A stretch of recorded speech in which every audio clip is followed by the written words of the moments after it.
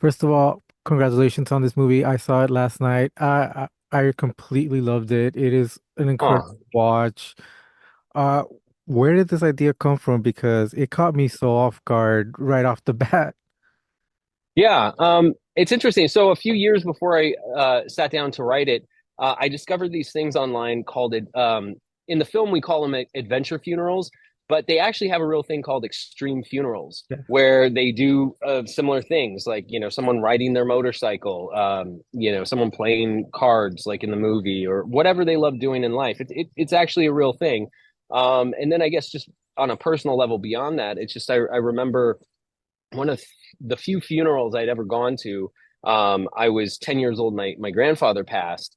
And so we went to the funeral and the wake and did that whole thing. And I just always, it always stuck into my head how, at least in American culture, we have this huge fear of death, and fear is like very hidden from society. But at the time when it's not hidden or not supposed to be hidden, we have these weird rituals where we kind of put them in a box and put them in the other end of the room, and they don't look anything like we remember them. And it's always seemed weird to me. And so I guess when I came across the extreme funerals, it just kind of made sense. And I think it was also a way for me to personally kind of get some clarity or different understanding about death myself.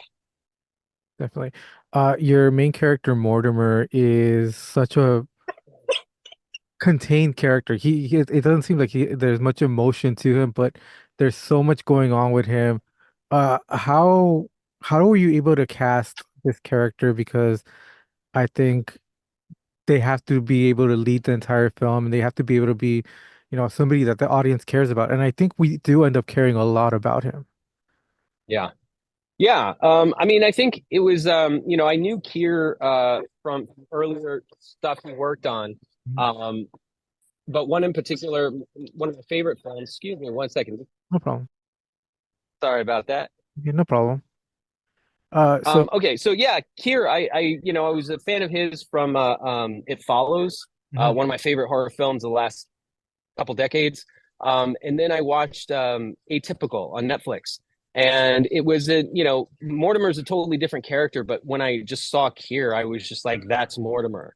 And then we were lucky enough to get him the script, and he really enjoyed it. And then shortly after that, Lucy Hale read the script and loved it, and she came on board, and everything kind of just snowballed after that. yeah, these characters, both Kier and Lucy Hale, end up being a very good contrasting pair. Um, with the script, how was it writing that ending monologue? Because that ending monologue kind of just sums up the entire movie, and I think for a lot of the audience, it will bring you to tears. Yeah. Yeah, it was really so, the tricky thing or with a film like this is without I'm trying to figure out how to not give too many spoilers, but you really you want to encapsulate the message in as much as the film deals with death. The whole point of it was to juxtapose that with whether it was humor or a positive message. And so it was very important that the film lands right. Because really, I mean, it's almost like, other than the beginning, the ending is the other most important part of your film. And it was just a strong need and importance to sort of encapsulate the entire message of the film at the end to kind of to give the audience the resolve that they needed. Mhm. Definitely, and it must be difficult to do a comedy about such a dark thing as death, but it seems like you gave it enough respect. As a director, how do you talk to your characters so they don't go overboard, don't overact, and it just seems right? Sure. Well, I've said this before, and I think, and some other directors might hit me over the head, but I think a lot of directing is sort of overrated in the sense, or it's sort of blown out of proportion. For me, and one of the reasons it was important to me to assemble a really good cast to make this film is, as a director, the best thing you can do when working with other great creatives is not direct. And so I was able to, you have your primary they read the script, and then you kind of talk about it and chew the fat over the characters. But after that, you have to let it go. You have to let the character go. You have to let the script go, and you have to give that script to all of the other creative people you've now brought onto your project, being the cast, the crew, everyone else, and you have to, give them enough to make it their own. And my only job is to sort of help guide them, or if they have any questions, and kind of steer the ship a little to the left and a little to the right. But I try to be as hands off as possible and let them sort of discover the character for themselves. Because I find that if I just go in there heavy handed and I tell them it needs to be like this, it needs to be like that, do this, do that, I'm losing a really great opportunity to see a performance that I might not have thought of. And so that's really was my approach, was trying to be respectful and as much hands off as possible to let them sort of figure it out for themselves and capture that. Having that,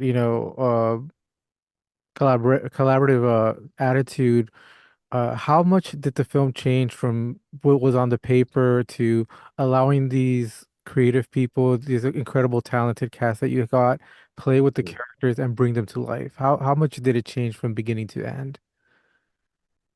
You know what? It's funny. I actually haven't thought about it. It has, sure. I mean, I think there are things that are different or came out different or because of, scheduling or time or whatever, things change. But rather than fight that and rather than, I think the key is leaving all my expectations at the door. Like once we get the script and we get it going, because it's never going to come out the way you think it's going to come out. And the best way to deal with that or to work with that is to be as open to everything as possible. So for me, I really haven't spent much time thinking about what it was on the page to what it is now, because for me, I'm the type of writer who I write sparsely in the sense of it's a blueprint to me. It's a blueprint because it's my film and most of it's in my head anyway. And I just need enough on the page to convey the story and the characters to actors and to producers. But I like to be very open to the surprises that happen on the way and, how the characters develop, how the story develops naturally.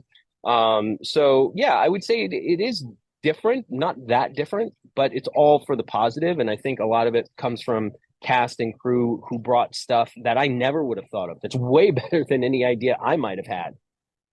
So, how satisfied are you with the end product, and what do you hope people are going to take away from watching a film like this? Yeah.